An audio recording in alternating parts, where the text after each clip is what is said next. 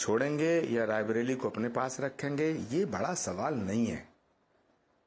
उनके वो 2 सीटों से जीते हैं, उनकी इच्छा है वो वायनाड छोड़ दें, उनकी इच्छा है रायबरेली छोड़ दें। ये उनका फैसला है कि किसे रखेंगे, किसे छोड़ेंगे, कौन सी सीट बचेगी, कौन सी सीट नहीं बचेगी। सवाल ये नहीं है, सवाल ये बड़ा है कि कांग्रेस देश में कहां बचेगी। उत्तर प्रदेश में कांग्रेस कहां है? और वो कांग्रेस को रिवाइव कर रहे हैं ना, जिसको 1 आप से 6 सीटों पे पहुंच गए। ये सीट कांग्रेस की पदमजा, ये रिवाइवल नहीं है, ये कांग्रेस का रिवाइवल नहीं है। ये तो बीजेपी के जो विरोधी वोट है उसको पोलराइज होकर के पढ़ना था, वो पड़ गया। अगर इसी में आप 2019 का चुनाव निकालो जिसमें मायावती और अखिलेश यादव एक होकर के लड़ रहे थे, कांग्रेस अलग लड़ रही थी, तो कांग्रेस की स्थिति क्या थी? 2%, 3%, 4%, 6% वोट, 6-7% वोट।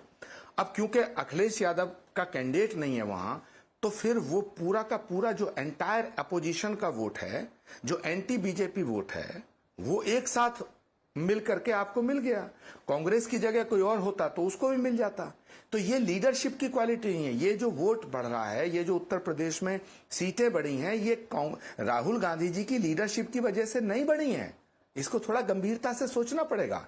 अगर 2027 में जब चुनाव होगा उत्तर प्रदेश की विधानसभा में, तो क्या समाजवादी पार्टी जो है 400 सीटों पर लड़ेगी, या समाजवादी पार्टी कितनी सीट कांग्रेस को छोड़ेगी? अगर समाजवादी पार्टी 5 सीटों के हिसाब से भी छोड़ती है तो कितनी सीट बनती है? 25 सीट पे।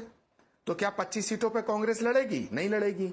अगर कांग्रेस को 100 से ज्यादा सीटें अखिलेश यादव छोड़ेंगे या नहीं छोड़ेंगे, तो प्रश्न ये पैदा होता है कि ये जो लीडर की क्वालिटी क्या है कि उसके दम पर वोट पड़े, उसकी लीडरशिप को एक्सेप्ट करके देश की जनता जब उसके साथ जुड़ती है, जैसे नरेंद्र मोदी के साथ जुड़ी।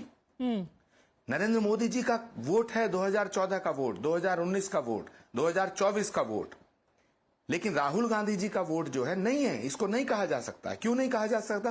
कि उत्तर प्रदेश में समाजवादी का वोट और दूसरी और नॉन बीजेपी पार्टी का वोट, प्लस बिहार में लालू यादव जी की पार्टी का वोट, मार्क्सवादी का वोट, दूसरी पार्टी का वोट, दिल्ली के अंदर आम आदमी पार्टी का वोट, ऐसे ही सारी पार्टियों का जो वोट बैंक है या जो भी उनका कार्यकर्ता है, उसके बेस पे चुनाव लड़ा गया। तो इसको केवल ये नहीं कहा जा सकता है कि राहुल गांधी जी की लीडरशिप में कांग्रेस ऊपर आ रही है। मैं इससे सहमत नहीं हूं।